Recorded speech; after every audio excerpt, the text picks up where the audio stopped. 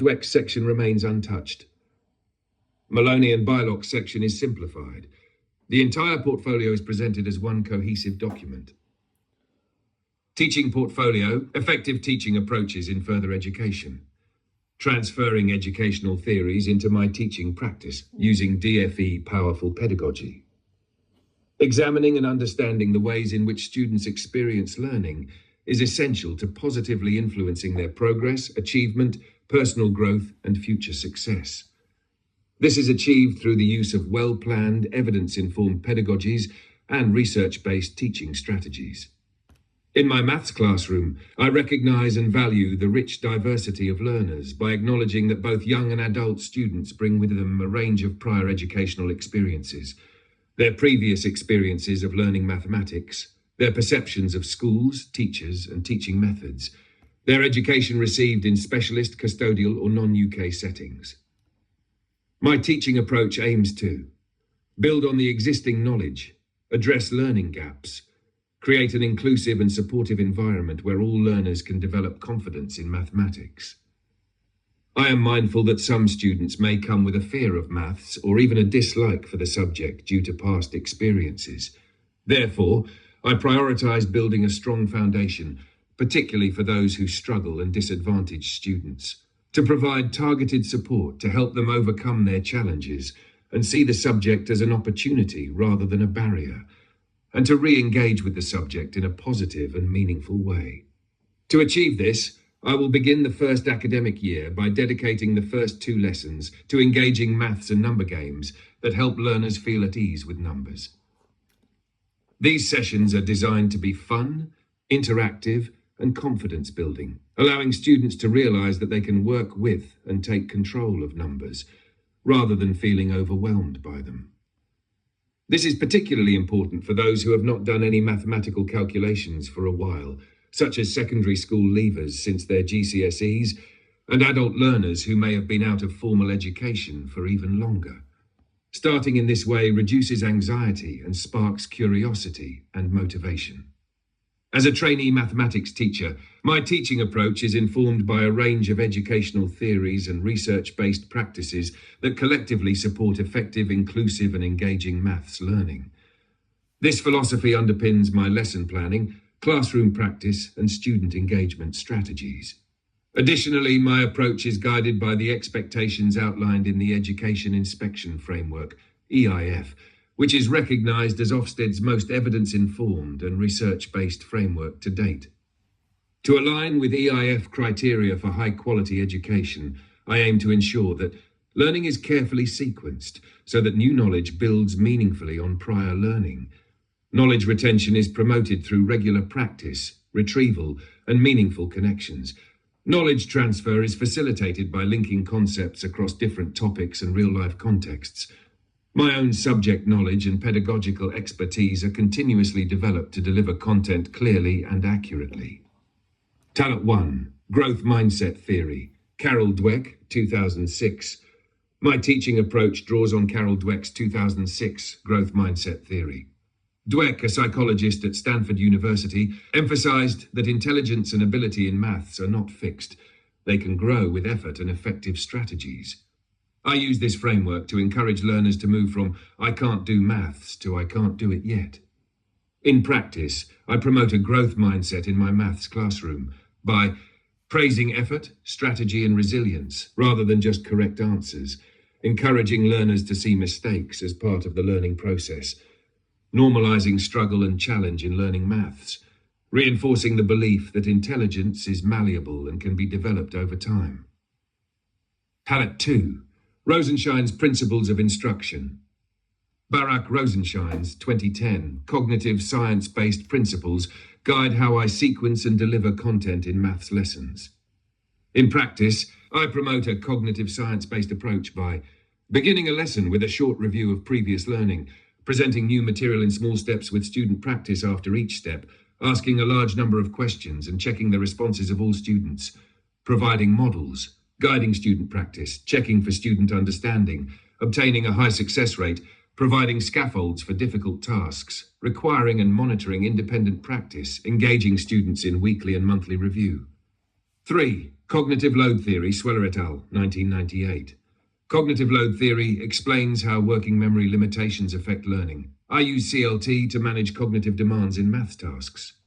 In practice, I reduce extraneous load by presenting information clearly. I support intrinsic load by sequencing tasks logically. I increase germane load by encouraging students to make connections. I space and interleave practice to enhance retention.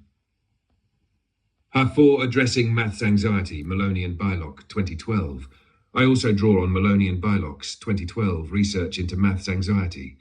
Their work shows how anxiety can affect memory and confidence, making it harder for students to learn. In practice, I address maths anxiety by creating a safe and supportive learning environment, using low-pressure questions and celebrating small wins, encouraging students to talk about how they feel about maths, replacing judgmental feedback with encouraging language like, "You haven't got it yet, but you're improving." Helping students reflect on their learning and how they feel, so they can build confidence and reduce fear. 5. Zone of proximal development and scaffolding, Vygotsky 1978, Bruner 1976. I apply Vygotsky's 1978 concept of the zone of proximal development, ZPD, and Bruner's 1976 scaffolding approach to support learners just beyond their independent capabilities. In practice, I provide tailored prompts, modeling, and peer collaboration. I gradually remove support as learners gain competence. I build structured learning progressions to extend student understanding. 6. Universal Design for Learning, UDL, Rosenmeyer, 2002. I design inclusive lessons using UDL principles to meet diverse learner needs by offering multiple ways of engagement, representation, and expression. In practice, I use visuals, real-life contexts, and manipulatives to explain concepts. I allow learners to express understanding in different formats. I incorporate digital tools and assistive technologies. I build in opportunities for choice and self-regulation. 7. Constructivist theory, John Piaget, 1973. John Piaget's constructivist theory asserts that learners build knowledge through active engagement. In To Understand is to Invent, 1973, Piaget argues for developmental, experience-based learning. In practice, I encourage hands-on, exploratory activities using concrete materials. I align content with learners' cognitive development stages. I promote student-led inquiry and problem-solving. I support learning through trial, error, and reflective discussion, using EF guidance in my teaching practice. In practice, metacognition and self-regulation. I teach students to think about their thinking. I show them how to plan, check their progress, and reflect on what works best for them. Feedback. I give clear and helpful feedback that shows students what to improve and how to do it, using peer and teacher feedback. Collaborative learning. I use small group work so students can solve problems together, practice exam questions, and explain ideas to each other. Mastery learning. I don't rush topics. I make sure students understand one thing properly before moving on to the next. Small group tuition.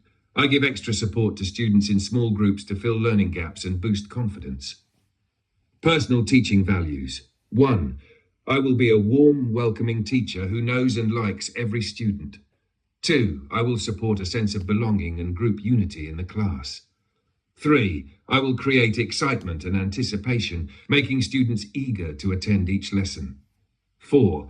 I will encourage active participation in learning, no backseat learners. A feeling of growth and new understanding. 5. I will design mentally challenging lessons that build memory and confidence. 6. I will make lessons stimulating so time passes quickly. 7. I will support self-reflection, helping students think about their learning and progress. I use informal chats, formal assessments, praise, and interactive methods like huddles. Feedback will be impactful, memorable, and constructive, aimed at both academic and personal development, focused on growth, not failure. I offer immediate, repeated feedback to support improvement. Feedback promotes self-reflection, resilience, and a growth mindset. My teaching approach, clarity and expectations. Students will know what's expected of them. Lessons will follow a clear journey. I will set clear behavioral and effort standards. 1. Retrieval practice. 5-minute do now recall activity starts every lesson. 2. Spaced practice. I revisit key content through short homework tasks. 3. Explicit instruction and modeling. I explain step by step and model problems out loud. Students practice with guidance. 4. Peer collaboration. Students explain concepts to partners or the class. 5. Active engagement. After 20 minutes, students move, pair up, and solve GCSE-style questions. Independent practice. Students work on familiar and challenging tasks to deepen learning. Why this works. Retrieval strengthens memory. Spacing improves long-term recall. Interleaving boosts flexible thinking. Next class preparation. I reflect on previous lessons. Students choose topics to review. Real-life applications and career links are built in. Additional learning activities, peer tutoring and feedback. Cooperative and collaborative learning, teacher and small, group tuition. Effective review strategies. Weekly review every Monday, monthly review every fourth Monday, frequent quizzes to support retention. Some students act as learning observers to monitor and support peers. Let me know if you'd like this exported into a Word, PDF or Google Docs format, or if you'd like help designing a printable version with a cover page, table of contents or layout improvements.